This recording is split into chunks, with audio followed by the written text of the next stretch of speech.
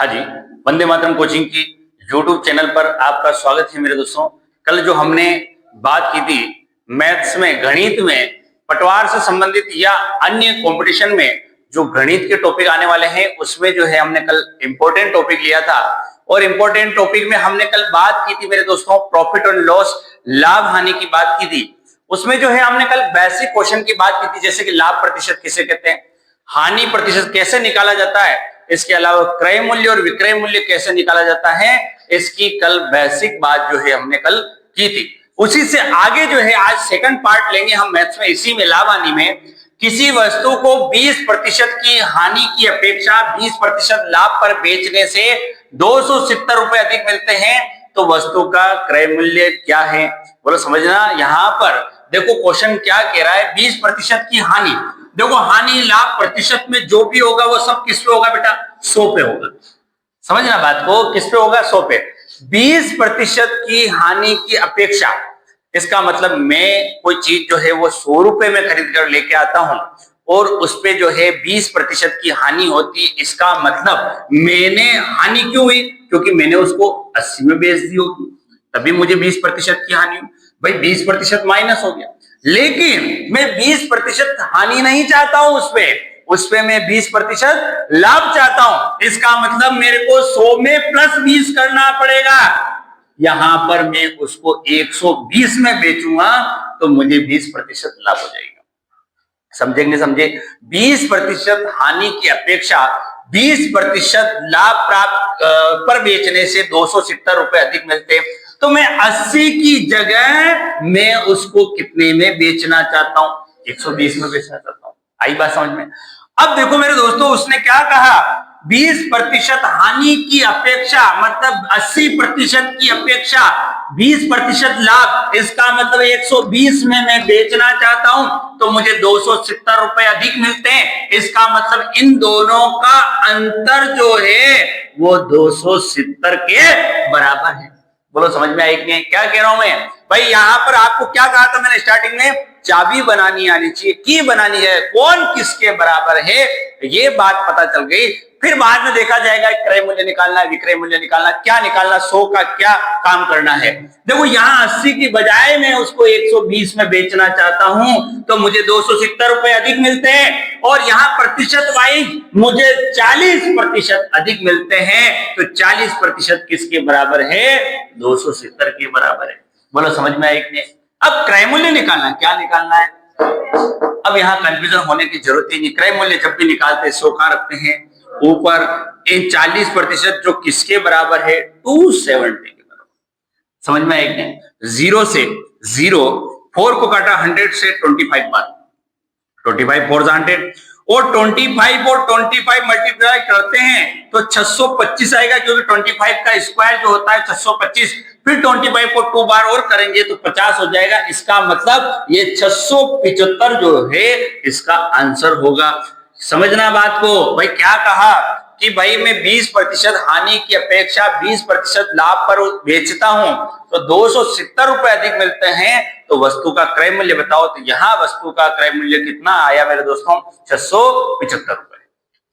अगले क्वेश्चन की बात करें, सेम क्वेश्चन है, पिछले क्वेश्चन जैसा ही है। देखो यहां पर हानि लिखा हुआ है, यहां लाभ लिखा हुआ है। हो सकता है दोनों जगह लाभ भी हो, दोनों जगह हानि नहीं हो सकती है, दोनों जगह लाभ भी। बहुत सी बार क्या, कम लाभ की जगह आपको अधिक लाभ चाहिए तो वहां पर भी आपको अंतर दिया होगा। तो यहां पर 10% की हानि की अपेक्षा 20% लाभ प्राप्त करने पर बेचने से 210 रुपए अधिक मिलते हैं। 10% की हानि, इसका मतलब 100 रुपए की चीज पर 10% घाटा खाया। 90% की कोई चीज थी जिसको हमने बेच दिया 90% में, या बेचने वाले हैं 10% घाटा खा के, नहीं, हम उसमें चाहते हैं फायदा, और फायदा कितना चाहते हैं, 20% का। तो 20% लाभ प्राप्त करने के लिए मुझे उसको 120 में बेचना पड़ेगा। भाई इन दोनों का डिफरेंस जो है वो कितना है बेटा, 30% है। 30%, और उसने कहा कि बेचने से 210 रुपए अधिक मिलते हैं, इसकी बजाय इसमें बेचूं तो 210 रुपए अधिक मिलते हैं, तो 30% अधिक मिलते हैं। तो 30% किसके बराबर है, 210 के बराबर है। बोला समझ में आई कि नहीं बात? तो कुल क्रय मूल्य निकालने के लिए यहां 100 का रखूं बेटा, ऊपर 30 का रखूं, नीचे इंटू 210 करूंगा। जीरो से जीरो, 3 7 21 और 7 इंटू 100 कितना होगा आंसर? 700 जो है यहाँ पर क्रय मूल्य निकल के आ चुका है। की बात करें, क्वेश्चन क्या कह रहा है? किसी वस्तु को 10% लाभ की उपेक्षा 25% लाभ। अब देखो इस क्वेश्चन में एक परिवर्तन है, दोनों जगह लाभ है, 10% लाभ, इधर 25% लाभ है। समझना बात को, 10% लाभ और इधर 25% लाभ पर बेचने से 105 रुपए अधिक मिलते हैं। तो यहां समझने वाली बात है, माना कि किसी व्यक्ति को जो है कोई वस्तु जो है 100 रुपए में मिली है, 100% में मिली है, वह उसे 10% लाभ पर बेचने की बजाय, मतलब 110 में बेचने की बजाय वो 25% लाभ, इसका मतलब 125 में बेचना चाहता है, तो उसको 105 रुपए अधिक मिलते हैं। तो मेरे दोस्तों पहले इन दोनों का अंतर, भाई मैं 10% लाभ नहीं चाहता हूं, मैं तो 15%, यहाँ 25% लाभ चाहता हूं, इसका मतलब यहाँ 15% अधिक लाभ चाहता हूं, इसका मतलब मैं 105 रुपए अधिक चाहता हूं। समझ में एक नहीं? क्रय मूल्य निकालने के लिए 100 का रखो बेटा, ऊपर 15 इंटू 105 करेंगे और यहां से 15 × 90, 15 7 105, 7 इंटू 100, आंसर कितना आ गया रे? 700। एक अगला क्वेश्चन जो आया है बड़ा इंपॉर्टेंट क्वेश्चन है, यहां पर थोड़ा सा मैंने बीच में तो परिवर्तन किया है क्वेश्चन में। क्या है क्वेश्चन? कह रहा है 4 दर्जन अंडों की कीमत 10 रुपए है। अब हमको पता है कि भाई 1 दर्जन बराबर 12 होते हैं, तो 4 दर्जन की यहां पहले बात कर लेते हैं। 4 दर्जन, 4 इंटू 12, इसका मतलब 48। ठीक, समझने आने वाली बात यह कि 48 अंडे हैं, 4 दर्जन अंडे हैं और इनकी कीमत कितनी है मेरे दोस्तों? 10 रुपए है। ठीक, 10 रुपए है। ठीक, अब इन 48 अंडों में से क्या हुआ? 6 अंडे फूट गए, 48 में से 6 फूट गए, बचे हमारे पास 42 अंडे। कितने बचे? 42 बचे। अब 42 अंडों में से मैं क्या कर रहा हूं? 50-50 पैसे के हिसाब से एक एक अंडे को बेचता हूं। तो भाई 1 रुपए में बेचता तो मुझे 42 रुपए पूरे मिल जाते, 1-1 रुपए में 42 बेचता तो 42 रुपए पूरे मिल जाते, लेकिन मैंने उसको 50 पैसे के हिसाब से बेचा, इसका मतलब आधे रुपए ही मिल जाएंगे। तो 42 अंडों को बेचने पर मुझे कितने पैसे मिले बेटा? 21 रुपए। समझ में एक नहीं? भाई मैंने यहां पर क्या किया कि 4 दर्जन अंडे जो है मैं खरीद कर लाया और उसको जो है मैंने 48 अंडों को खरीद कर लाया 10 रुपए में। लेकिन हुआ क्या? उन 48 अंडों में से 6 अंडे फूट गए, इसका मतलब अब जो है 42 अंडे बचे हमारे पास। 42 में से हमने 50 पैसे के हिसाब से उनको बेचे, इसका मतलब मुझे 21 रुपए प्राप्त। अब हमारा क्रय मूल्य क्या था? अब लाभ प्रतिशत की बात हुई तो क्रय मूल्य और विक्रय मूल्य पे जाएंगे। क्रय मूल्य हमारा 10 रुपए था, भाई 10 रुपए हमारी जेब से लगे थे उन अंडों को लाने में, और विक्रय मूल्य हमारे को पैसे मिले साहब 21 रुपए। इसका मतलब यहां पर मुझे 11 रुपए का फायदा हुआ। कितने रुपए का फायदा हुआ? लेकिन उसने क्या कहा? लाभ प्रतिशत बताओ। देखो मेरे दोस्तों, कभी भी 100 रुपए की चीज है उसको 200 में बेच दी, इसका मतलब मुझे 100% फायदा हुआ। 200 रुपए की चीज है 400 में बेच दी, 100% फायदा हुआ। लेकिन यहां पर मुझे 11 रुपए का फायदा हुआ, और 11 रुपए का फायदा किस पे हुआ? 10 रुपए पे हुआ। क्योंकि हमें हमेशा ये ध्यान रखना है, लाभ प्रतिशत हो हानि प्रतिशत हो, जब भी निकालना हो लाभ बटा क्रय मूल्य इंटू 100, हानि प्रतिशत निकालना तो हानि बटा क्रय मूल्य इंटू 100, तो 11/10 इंटू 100 कर देंगे। 0 से 0, 11 10 110, यहां पर 110% जो है उसको लाभ प्राप्त हुआ। हाँ जी, यहां पर बात करें, अगला क्वेश्चन आया, किसी आदमी ने 20 दर्जन अंडे 720 रुपए में खरीदे, वह प्रति अंडा किस भाव से बेचे ताकि 20% लाभ? देखो यहां समझने वाली बात है, 20 दर्जन अंडे जो है 720 में खरीदे। अब एक दर्जन हमको पता होता है 12, तो 20 इंटू 12 करेंगे, इसका मतलब 240 अंडे। अब 240 अंडे जो है मैं 720 रुपए में खरीद के लाया। अब यहां उसने ये नहीं कहा कि यार इतने में उसको बेच दिया, उसने कहा कि प्रति अंडा, तो इसलिए हमको पहले एक अंडे की कीमत निकालनी पड़ेगी। भाई एक अंडे की कीमत निकालनी पड़ेगी तभी तो हमको पता चलेगा उस पर 20% लाभ हो। तो यहाँ एक अंडे की कीमत निकालने, एक का भाव निकालने के लिए हमको क्या करना पड़ेगा, 720 में 240 का भाव निकालना पड़ेगा एक एक नियम के अनुसार। 0 से 0 24 या 72, इसका मतलब ये पता चल गया कि एक अंडे की जो कीमत है वो कितनी आ गई, 3 रुपए। एक अंडे की कितनी आ गई कीमत, 3 रुपए। बाकी 20 दर्जन अंडे जो है हम खरीद कर लेके आए, 720 में खरीद कर लाए। अगर यहाँ पे वो कहता है कि 1000 में बेच दी, 2000 में बेच दी, तो हम कहते भाई इतना लाभ हुआ, इतने रुपए का हमको लाभ हुआ, फिर लाभ प्रतिशत में निकाल लेते हैं। लेकिन मुझे प्रति अंडा किस भाव से बेच, मतलब एक अंडे को मैं किस भाव से इसको बेच दूं कि जिससे मुझे 20% लाभ हो। अभी मुझे पता है कि एक अंडे की कीमत जो है वो 3 रुपए है, अब मैं 20% लाभ चाहता हूं। माना कि मेरा 100% पैसा लगा, मेरा 3 रुपया लगा एक अंडे के लिए, तो मैं 20% लाभ चाहता हूं। इसका मतलब मुझे उसे 120% में बेचना पड़ेगा, तभी तो मुझे 20% लाभ होगा। अब 3 पे 120 निकालना है, यहां पर समझने वाली बात है। ये हो गया 0, 0 से 0 बाढ़ दिया 36, 10 का भाग है, एक तरीके से 3.6 या 3.60, 3 रुपए 60 पैसे में प्रति अंडा बेचेंगे, जिससे मुझे 20% क्या होगा बेटा, लाभ होगा। अगला जो क्वेश्चन आया है, थोड़ा पैटर्न इसमें अलग है। क्वेश्चन ने क्या कहा है, राम ने किसी वस्तु को 10% लाभ पर हरि ने 20% की हानि पर सोहन को बेच दी, और यदि उसी वस्तु के सोहन ने 8,800 रुपए दिए तो राम ने उसे कितने में खरीदा था। तो समझने वाली बात है, ये क्वेश्चन जो है प्रतिशत में भी आते हैं। एक तरीके से प्रारंभिक मूल्य और अंतिम मूल्य की बात हो रही है। जैसे प्रारंभिक मूल्य into 1 plus minus R1 upon 100, और यहां पर 1 plus minus R2 upon 100 is equal to अंतिम मूल्य। अब साहब ये क्या है, देखो ये सूत्र का प्रयोग किया गया, लेकिन अपने को सूत्र याद रखना नहीं, मैं आपको ऐसे ही बता दूंगा डायरेक्ट। प्रारंभिक मूल्य क्या, मतलब स्टार्टिंग का मूल्य पता नहीं है, लास्ट का मूल्य पता है, अंतिम मूल्य 8,000 रुपए। और कभी कभी ऐसा भी आता है, प्रारंभिक मूल्य पता होता है और आपको लास्ट का निकालना पड़ता है, लेकिन यहाँ पे प्रारंभिक निकालना है। और ये 1 प्लस माइनस क्या, कहीं बढ़ रहे हैं कहीं घट रहे, जहां बढ़ रहे हैं वहां प्लस करेंगे, जहां घट रहे वहां घटाएंगे। अब प्रारंभिक मूल्य की बात करें तो प्रारंभिक मूल्य जो है हमको पता नहीं, 1 से लिख देते हैं। अब इससे कोई लेना देना है, आप इधर समझो आप इस क्वेश्चन को। राम ने किसी वस्तु को 10% लाभ पर हरि को 10% लाभ, काम सब किस पे होगा बेटा, 100 पे, तो 10% लाभ, इसका मतलब 110 पे बेची, बटा क्या करूंगा 100 के प्रतिशत में। फिर हरि ने 20% हानि पर सोहन को बेची। अब काम सब 100 पे होगा, ऐसा नहीं आप 110 में से 20 माइनस करो, 100 में से ही 20 माइनस करेंगे, तो यहां 80/100। बोलो समझ में आया कि नहीं है। राम ने हरि को दी 110% लाभ पर, हरि ने सोहन को दी 20% हानि, मतलब 80/100, और लास्ट में सोहन ने उसके 8,800 रुपए दिए। तो प्रारंभिक मूल्य 1 से निकालना हमको।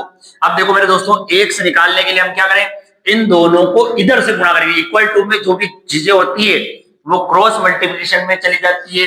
तो x is equal to 100 into 100 into 8,800 upon 110 into 80। देखो यहां समझने वाली बात यह है, 0 से 0, 0 से 0, 8 एकम 8 और 8 एकम 8, 11 से 11 काटा, 100 का 100 से गुणा, मतलब 10 का स्क्वायर, आंसर आएगा आपका 10,000। इसका मतलब उस वस्तु को जो है राम ने 10,000 में खरीदा था। लास्ट में एक बार लाभ हुआ था, फिर हरि ने उसको वापस बेचा तो 20% हानि पे बेचे, सोहन ने उसके 8,800 रुपए दिए थे, लेकिन राम ने उसको कितने में खरीदा था मेरे दोस्तों, 10,000 रुपए में खरीदा था।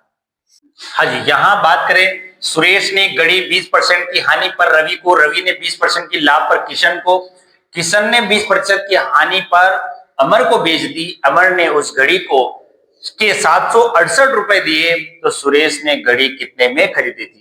भाई स्टार्टिंग में सुरेश जो है घड़ी खरीद के लाया, फिर उसमें क्या किया, 20% हानि पर रवि को दे दी, रवि ने 20% लाभ पर किशन को बेच दिया, और किशन ने 20% हानि पर अमर को बेच दी। इतने तरीके से ये लाभ हानि पर आगे चलती रही, और लास्ट में जो अमर था उसने उसके 768 रुपए दिए। तो जो स्टार्टिंग मूल्य था, प्रारंभिक मूल्य था, जिसमें सुरेश ने वो घड़ी खरीदी थी, वो कितने में खरीदी थी, उसकी बात करें। तो मेरे दोस्तों, प्रारंभिक मूल्य निकालने के लिए हमको पता नहीं स्टार्टिंग का मूल्य, वो एक्स रख देंगे, कुछ भी रख दो, एक्स पी क्यू कुछ भी रख सकते हो आप, इससे कोई दिक्कत नहीं है। एक्स रख दिया।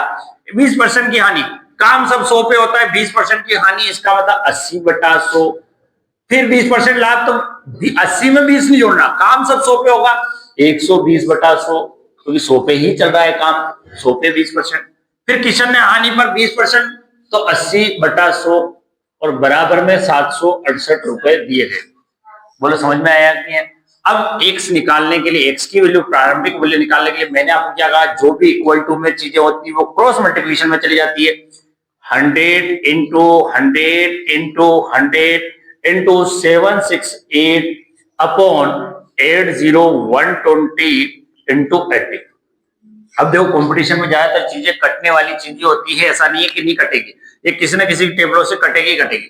0 से 0, 0 से 0, 0 से 0। अब देखिए 8 की टेबल से इसको काटने का प्रयास करते हैं। ठीक,